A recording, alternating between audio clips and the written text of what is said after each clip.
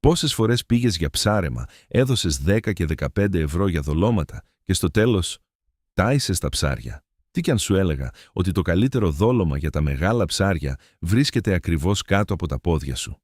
Σήμερα, στο Just the Cast, πάμε να βρούμε τα κορυφαία 100% δωρεάν δολώματα της φύσης. Δόλωμα νούμερο 1.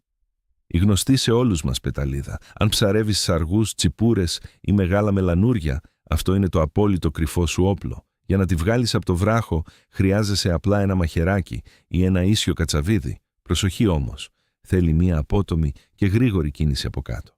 Αν καθυστερήσεις, θα βεντουζάρει τόσο δυνατά που δεν βγαίνει με τίποτα. Δόλωσέ την ολόκληρη ή σε κομμάτια ανάλογα με το μέγεθος. Πάμε στο δόλωμα νούμερο 2. Το άγριο μύδι. Αν υπάρχει ένα δόλωμα που μυρίζει έντονα θάλασσα και τρελαίνει τις τσιπούρες, είναι αυτό. Θα τα βρεις σε αποικίες, κολλημένα το ένα πάνω στο άλλο, στα βράχια που σκάει το κύμα. Το κρέας του όμως είναι αρκετά μαλακό.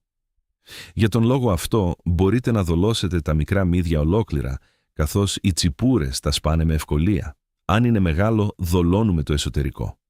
Το μυστικό εδώ για να μην το κλέψουν τα μικρόψαρα είναι ένα. Το ανοίγουμε προσεκτικά με το μαχαίρι, περνάμε το κρέας του στο αγκίστρι και το τυλίγουμε σφιχτά. Με λίγο ελαστικό νήμα. Έτσι γίνεται μια τέλεια μπουκιά που περιμένει το μεγάλο θύραμα. Δόλωμα νούμερο 3. Το καβουράκι.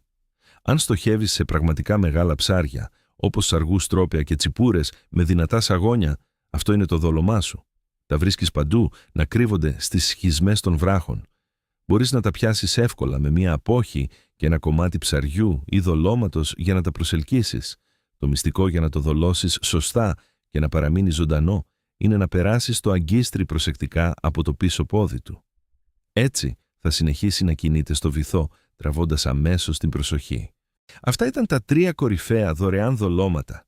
Εσύ ποιο προτιμάς? Γράψε μου κάτω στα σχόλια. Αν βρήκες το βίντεο χρήσιμο, κάνε ένα like και πάτα εγγραφή στο Just the Cast για περισσότερα ψαρευτικά μυστικά. Καλές θάλασσες!